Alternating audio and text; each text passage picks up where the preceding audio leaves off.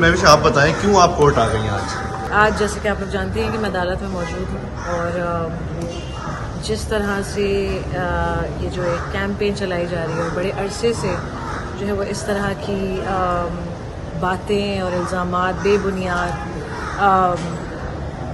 False allegations और एक तरह की कॉन्सर्टेड कैंपेन है जो कि वाज ऑन गोइंग और जिसकी वजह से मैं आज यहाँ पर आई हूँ। मैंने नहीं सोचा था कि मेरा नया साल इस तरह शुरू होगा कि मैं अपने ऊपर किए जाने वाले कैरेक्टर असैसिनेशन की वजह से मुझे अदालत के दरवाजे तक आना पड़ेगा, लेकिन हियर आई एम क्योंकि मेरे सब्र की, मेरी बर्दाश्त की लिमिट क्रॉस हो चुकी है।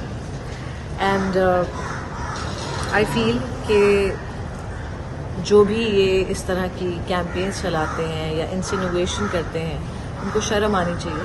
साथ साथ उन लोगों को भी शर्म आनी चाहिए जो इस तरह के झूठ को, इस तरह की बकवास को, अफवाहों को आज के दौर में जबकि बड़ी इजीली चीज़ों को फैब्रिकेट किया जा सकता है, बड़ी इजीली फेक चीज़ें बनाई जा सकती हैं। बाहर भी आप इरादा रखती हैं उनके खिलाफ केस करेंगी जाके जिस मुल्क में वो है?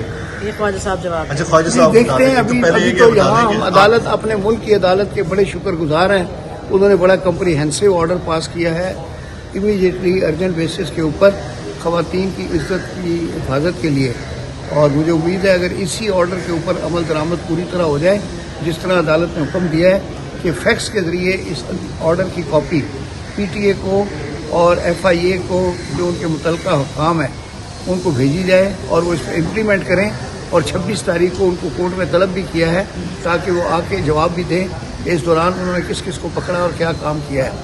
तो ये इंशाल्लाह खुद ही रुक जाएगा। और जो मवाद है वो हटाने का कहा है सोशल मीडिया से? जी वो ऑर्डर कर दिया उन्होंने जी।